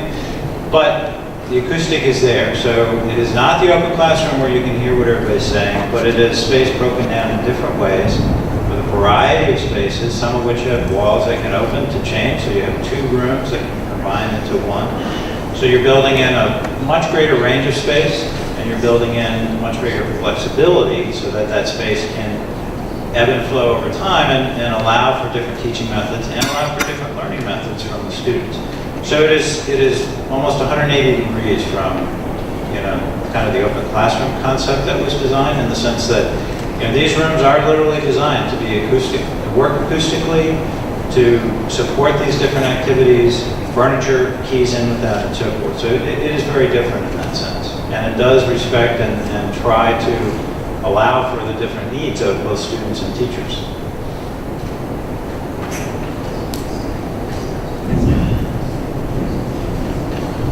Hi, I'm Sheila Siderman, and thank you for your presentation. I don't even know where to begin, because like the gentleman back there, I have 3 pages of questions. So I'm going to condense them into just a few. First is, you've been here since 2013, 2014. January 2014. Okay, so that's 4 years. Why does it feel that you've had a lot of information and now you're cramming this down our throats? And along with that, since as you know I've asked a lot of questions along the way, we don't get answers. You say you want transparency, but we don't feel that it's coming. Perhaps everybody here has questions, I'm sure. Perhaps you could set up your website so that it can be interactive, so that we can present questions and we can get answers. And along with that, and at least here right now, the feeling of lack of trust and the greediness is one number I just did. You said the furniture budget, I'm picking something very small because I can handle it. The furniture budget is $4 million. You're talking about 2,000 students maximum, and I would hope that you're not throwing out all the furniture at the current high school. That means your furniture budget alone is $2,000 per student. What are you spending the money on? I mean, that's a very small, concrete example of why there is such a lack of trust. So I hope you'll make it easier for us to ask questions and get answers. And Just start Fair- with a fair little question. number like that. If you click on this site, you can send your questions there, and we will do our best to answer them. Let's just email them, that's fine. Yeah, we'd like an open site so that I can see answers to Joel's questions, he can see answers to my questions, et cetera, et cetera. Okay. All right. Yeah. Okay. I'm concerned that we really haven't looked at other alternatives that are more management-oriented to reduce the total cost of this. For instance, maybe 2 sittings in the cafeteria would be a good thing. I don't know, it's just an idea. Maybe changing the timing of when the students come out of their classes would mean that they wouldn't be all crowded in the corridor at the same time. I've been there, and I didn't find it was that congested, actually, and people were moving. In the photograph you have, people are actually kind of standing there chatting. So I don't think it's a really good example of the situation there. I think we need to look at other ideas besides just bricks and mortar, because bricks and mortar lead to other implications. For instance, filling in the courtyards means that the classrooms that are now around the courtyard will be darker, so we have to somehow work through that. And there is a lot of open space in the courtyard in terms of the flexible learning space that's being created and the people walking through that area. So I have great concerns about that, and I also feel that the faculty and the students haven't had enough chance to really talk about the program. They've had 1 or 2 sessions, but they haven't had anything to respond to. They haven't seen the final program, as far as I understand. For instance, I understand that the science department wants a new lab, and I don't believe there are any new labs involved. There are renovations. When I looked at I don't see anything that says new lab. There's 6 new labs, I believe. They're renovations. Okay, well, also, I understand that they want some kind of a tiered space so that the department can have a gathering space for lectures. Not in a big atrium, but in a confined space for 150 to 200 people. And then there's been a wonderful survey done of the students. 500 students responded to the survey. They said their first priority was HVAC, second priority was security, third priority was what they call collaborative space, which I understand is what they call maker space, which is space where you can do a project, workspace. Not classroom space per se, but workspace, where you can put a fabricated project as a team. And the fourth priority was small classrooms. So that means you've already been doing some of that, but it appears as though the students feel that some of the classrooms could be broken down. And when I walk through the corridors and look through the windows, I could see people sitting in a circle, for instance, and it could be in a much smaller space around with a table. Well, that's a very good point. That's exactly why flexible learning zones work, because then you can have the larger class coming together when they need to, and you can have smaller, cozier spaces for reading and research, and you can change the space as is needed by the students. From a process standpoint, Kip, I have to disagree with you a little bit. This has been as I mentioned before, Mr. Snyder's had a design team for the schedule, so they've looked at the use of time. Design team for looking at the physical design of the high school. So there's a group of teachers and administrators who've been meeting regularly and then communicating with their colleagues about this design. We've had presentations for the full faculty about what the design would look like and the use of the space. So there has been ample feedback, I believe, and there will continue to be more. But once you've set the program, you've set the design, basically. You can't add a tiered classroom after you've already sent the thing to the DOE. I mean, that's a structural element. So it seems to me you don't have as much flexibility as you're suggesting. Certainly you can change a few things here and there. But So- I really don't think that there's been the kind of discussion, what I'm picking up from the faculty, that a big presentation is not a small interactive thing. And then to have the students also involved in the interaction and the public involved. The program that I saw finally was the one that was submitted to DOE, which was just completed in April.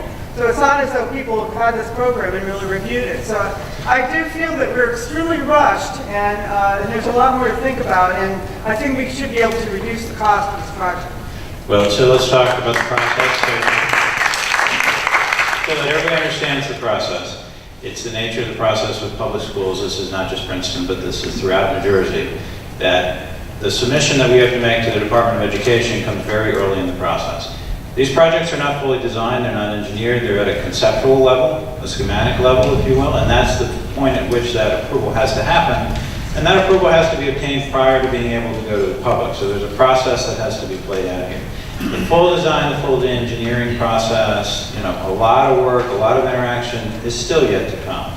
But the process to date has involved meetings with, literally dozens. I've been in literally dozens and dozens of faculty group meetings, student group meetings, and others that have been ongoing for the last, almost 2 years in this process. And those will continue. This is not the end of that, and this is not the end of the design process, but it is a point where the Department of Ed requires us to make that submission, and that submission has to happen prior to the referendum. I have a question for Scott. What you said. It would be very helpful. It would be very helpful if you could give us a timeline. It would be very helpful if we could have a timeline to address some of the issues that Kip just raised. For example, it's not clear to many people when the design started and when it came to an end. In this following sense, if the referendum happens on October 2nd, presumably the next day you're going to go into construction document phase in order to break ground 6 months later. Working backwards from the dates when the capacity studies were done, those were done in 2017. So one of the things that's, I think at the heart of Kip's question is, when did the design process actually start in terms of blue sky schematic design, and when did it come to an end in the sense that Kip just asked, if there's no space of a certain type that can be added at this point, the design process is effectively ended. I ask that question because when I look at the date of the capacity study, and I look at the date in which the drawings we saw tonight were first published, which was in January, it seems that that entire design process happened in the course of about 6 months. If I'm mistaken, I'd be glad to be pointed out. That's why it'd be very helpful in terms of the things that Steve was just mentioning about, and you were mentioning about.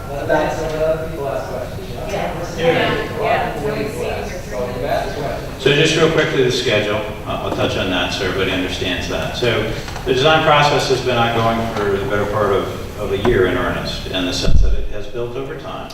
It started with processes of looking at various different options. We didn't just land on the configuration you've seen and start diving in. There were different design options and different approaches and different grade configurations vetted out and looked at. And then the process built, and the submission that is being made now is not the end of the design process. If the referendum passes in October, the goal is to begin construction in about 6 months, but there's still a design process that happens, and then documentations and bidding and construction. The high school process will take longer because the project is more complicated. But we have a timing consideration with the 5-6 school. As you saw, the middle school in particular is already over capacity. That is projected to escalate fairly quickly to the point where it will be very difficult to manage in the current facility. So the goal is to have the 5-6 school in place so that that can begin to be absorbed in 2020. So my question is about the dates. Yes. Full disclosure, my name is Cecilia Burge. I have 4 kids in the school district. So I thank the taxpayers who have supported my bottom line over the years to educate my 4 kids. But I also want to make it clear that by the time this is done, all of them will disappear from PBS. So I don't personally benefit from this perspective. However, I also have another role. I'm a special ed teacher and as well as a math teacher at a high school. And I have to say it's hard to stare at this screen as one of those people in the building, listening to all of this. My day today started not inside the building, outside, because there was a fire alarm. It wasn't a drill. It was the second alarm between 4 a.m. and 7 a.m.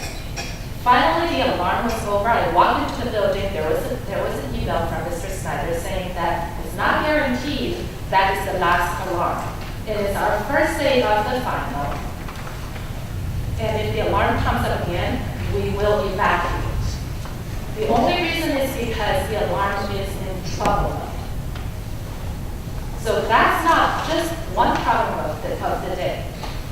The announcement comes in, the announcement was made through the backup PA system. We outlived the PA system. It's all here.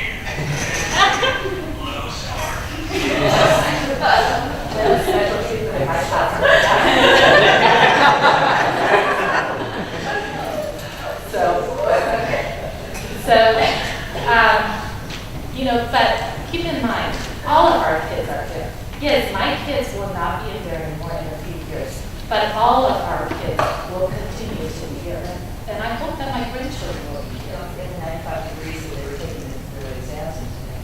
So think about if there is a gunshot heard in the building.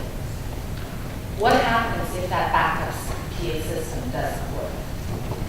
And yeah, let's not forget actually it was 94 degrees on my Apple Watch when I walked into the peak-out accelerated exam today. So why didn't we do this earlier rather than today? Why not? We are the leading town in the entire country, in the entire world. People want to be here because of the schools. So when I hear comments calling this greed, calling that I have a tug of war between me and the teacher next door to fight for furniture because there's not enough furniture in my classroom in the most prestigious high school in the entire country, it makes me want to cry when you call that greed.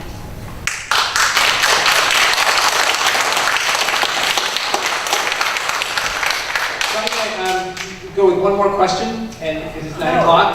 But I'll stay here. People want to come and talk. I want to be respectful of people's time.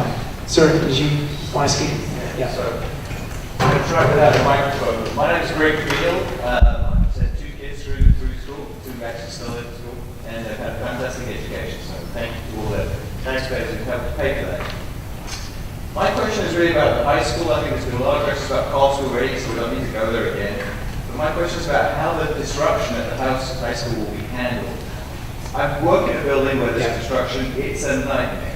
Right? It's an absolute nightmare. We're talking about 4 years of construction through the high school, and I'm just really concerned about how that's going to be handled Sure. and how that's going to affect the kids' education over the next 4 years. Very fair question. So one of the advantages you didn't hear spoken of because it doesn't directly relate to education, but it goes to your question. One of the advantages of the courtyard infill approach we're taking is that will be the first construction that happens. And those spaces will allow us to temporarily configure that area into classrooms and things, so we can shut down wings, renovate those wings. So it'll be a series of phases, but the fact that we're going to be able to build that new construction first, pick up that space, allow it to provide us with that flexibility, is how we're going to work through those phases. I won't kid anybody, construction is messy, construction is difficult, but most of the schoolwork we do in New Jersey is phased construction, and there are a lot of things we can do to minimize the impact on the students and the teachers and try to make it go as smoothly as possible. In this case, the courtyard infills will help us do that. Excuse me, but you didn't answer his question. He asked what was going to be the disruption. What's going to be the disruption while you do the courtyard infills? So with construction, there's noise, there's activity. For the courtyard infills, for example, we will try to create specific areas where that activity will happen. Bring materials in. You're not going to do it all over the school. You're going to do it in very specific areas, and then we try to program the building classes and other things as far away from those areas as we can. We haven't worked out all the details. That's yet to come as the full design develops. But safety is the preeminent concern. Acoustics is right up there with safety. That we will build temporary walls. We will shut off areas to try and manage the noise and so forth. There will be disruptions, and I'm just going to be realistic with you about that. Construction is that way. But at the same time, we're going to plan it out in advance as we design the building, assuming the referendum passes and we do the documents. They will include a phasing plan that will go to construction, and we've vetted very carefully with Gary and the teachers and everybody at the school, so everybody knows what's going to be happening at different periods of time. And that's how we manage it as best as possible. But I'm not going to gloss over it. There will be some challenges. Lots of questions that are still out there. I'm happy to stay as long as people want, but it's after 9 o'clock, and I want to be respectful of people's time. But I do want to say how much I appreciate the quality of the questions, the fact that so many of people are here, that there is a concern about wanting to do this the right way. I think everyone wants to do what's right for our kids, and we will continue to get information out to people, and we will hold future meetings like this and continue to listen. So those of you with your hands still in the air, please come down and talk to me. Scott and I will stay. We'll do our best to answer the questions, but I'm grateful to all of you for being here tonight. Thank you.